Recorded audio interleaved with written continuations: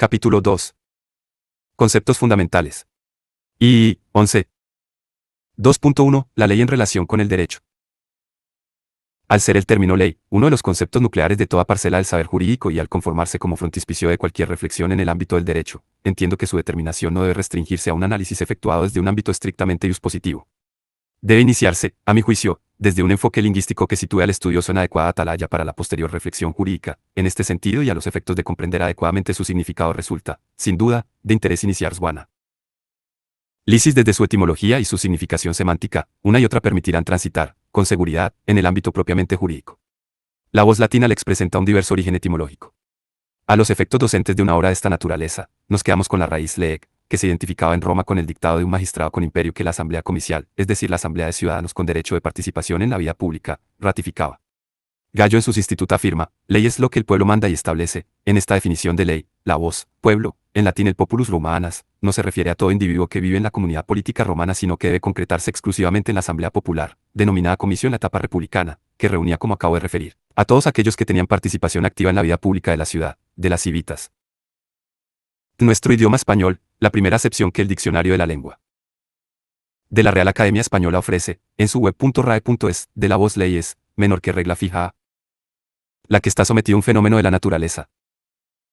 No obstante, la última edición impresa señala, a mi juicio, con mayor precisión norma constante e invariable de las cosas, nacida de la causa primera de y esquali de its y condiciones de las mismas. Constante significa que se aplica a toda circunstancia, mientras que invariable hace referencia a su carácter atemporal. La segunda acepción ofrecida por la que Mía concreta esta primera formulación general al señalar cada una de las relaciones existentes entre los diversos elementos que intervienen en un fenómeno cero. La tercera acepción de la voz ley se refiere ya al ámbito jurídico. Ley es precepto dictado por la autoridad competente, en que se manda o prohíbe algo en consonancia con la justicia y para el bien de los gobernados. Precepto implica el carácter normativo de lo legal. Dictado por la autoridad competente pretende referir cuál es el marco del poder legislativo.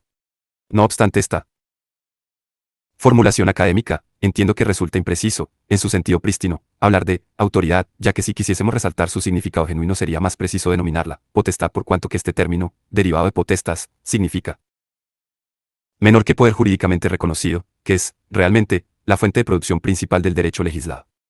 El contenido de la ley, de acuerdo con la definición académica que estamos analizando, viene alternativamente señalado como mandato o prohibición. Con ello trata de resaltarse la nota definidora de la ley como precepto imperativo, es decir, la coercitibilidad de la norma que dice aquello que la define e identifica como jurídica. Por último, la definición trata de destacar la finalidad de la ley, cuando afirma que su contenido debe estar en consonancia con la justicia y dictarse para el bien de los gobernados. No obstante, esta definición académica, se hace necesario reconocer que tal sentido no es el más generalizado en el tiempo presente, tanto en los ámbitos jurídicos como en los profanos al derecho. En este sentido, parece que la cuarta acepción de nuestro diccionario expresa el concepto de ley más frecuente en el uso actual. Afirma, c. Dice en el régimen constitucional, respecto de la disposición votada por las Cortes. C. Refiere esta acepción a la norma votada en el Parlamento. Obsérvese que se trata de un concepto descriptivo, desvinculado de cualquier componente metajurídico. La sola fuente de producción de la ley, es decir, su procedencia de un acuerdo parlamentario, confiere a esta su condición de fuente de producción del derecho. Parece que en esta definición, nada hay más allá de la mera declaración formal de su proveniencia. Es ley, la ley positiva, la ley votada en la Cámara Representativa.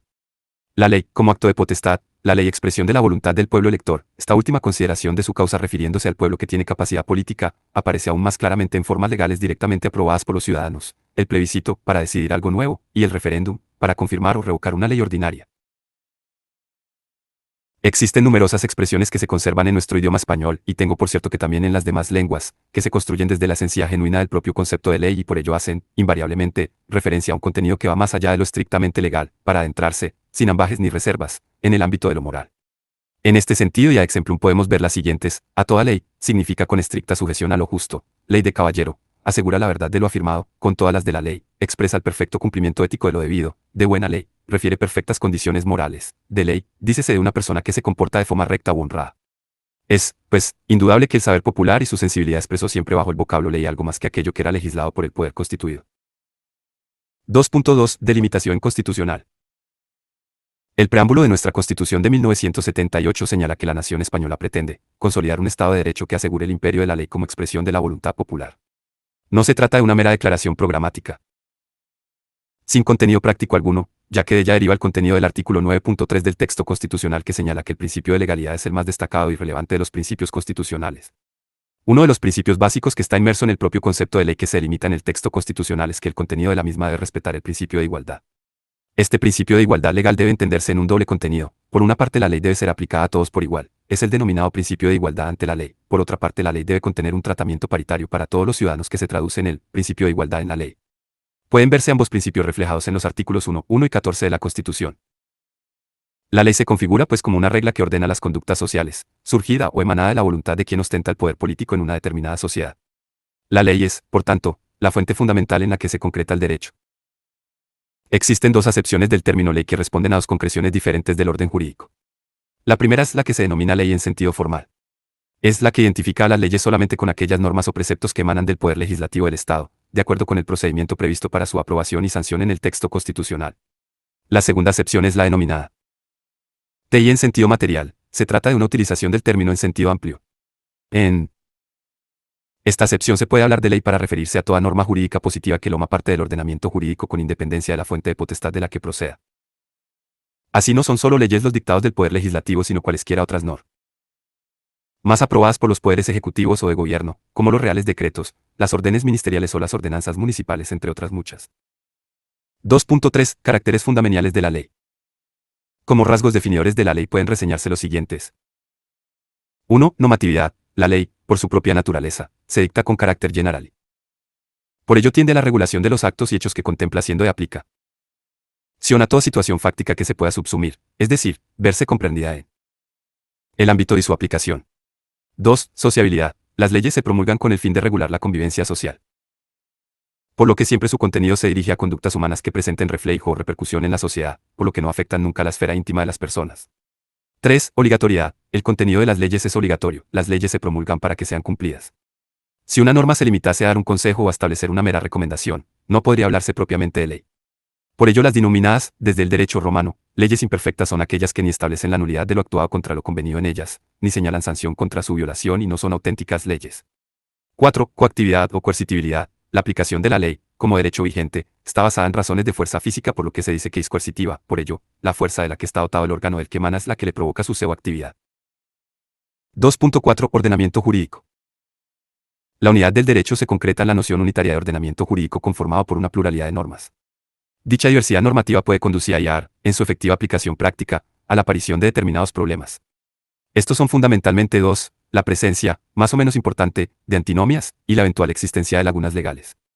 La primera cuestión, el problema de una antinomia se plantea, como se deduce de su propia denominación, cuando respecto de un mismo supuesto hecho, existe en el ordenamiento jurídico más de un precepto normativo que lo regula y, además, se produce una contradicción entre lo dispuesto en los mismos. La segunda cuestión, la existencia de eventuales lagunas legales, también de acuerdo con su propio sentido literal, es inversa en su planteamiento teórico y práctico, ya que aparece cuando, respecto de un concreto supuesto fáctico, un caso o supuesto hecho, no existe en todo el ordenamiento jurídico ninguna norma que lo contemple o regule. Para resolver los problemas de aplicabilidad de las normas es preciso entender el derecho, en su concreción normativa en un determinado orden legal, respalda una estructura jerárquica. Esta estructuración, denominada piramidal, es fruto del pensamiento de un importante jurista y pensador alemán, teórico del derecho, Hans Kelsen, que contempla el ordenamiento como un todo unitario regido por un principio jerárquico en virtud del cual las normas interrelacionadas están entre ellas subordinadas. En esta teoría, denominada normativista, la interconexión provoca una subordinación normativa correlativa, hasta llegar al vértice de la pirámide legislativa. Se sitúa la Constitución, que es la norma fundamental de la que derivan o a la que se someten todas las demás normas. Así, en nuestro concreto ordenamiento jurídico español, la norma de normas, la norma suprema es el texto constitucional.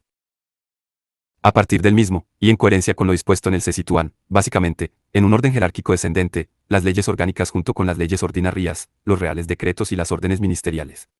Como resulta fácil de entender, la pirámide normativa impide que una norma de rango inferior contemple en su regulación o contenido normativo algo que atente o que vaya en contra de lo dispuesto por una norma superior. Si cualquier norma conculca lo dispuesto en el texto constitucional, puede afirmarse que es inconstitucional si bien la declaración de inconstitucionalidad solo puede pronunciarla un fallo judicial del Tribunal Constitucional. Por otra parte, de la unidad del ordenamiento jurídico derivan, además, otros dos rasgos definitorios del mismo, su coherencia y su plenitud. Así, el sistema legal es realmente eficaz y operativo al dar respuesta a toda demanda social. Además, el principio de la unidad del derecho provoca en su aplicación la necesaria seguridad jurídica, en virtud de la que el ciudadano tiene garantía de que el derecho objetivo protege plenamente sus derechos subjetivos. La primera de estas cualidades, su coherencia, puede predicarse cuando, a pesar de la existencia de algunas antinomias en el ordenamiento, existen principios en virtud de los cuales puede determinarse cuál de las normas en contradicción debe ser aplicada a supuesto concreto. La segunda de estas cualidades se produce cuando ante una efectiva laguna normativa existe siempre en el orden jurídico una norma que puede ser aplicada al caso de que se trate, bien por analogía o bien por razón de aplicación extensiva.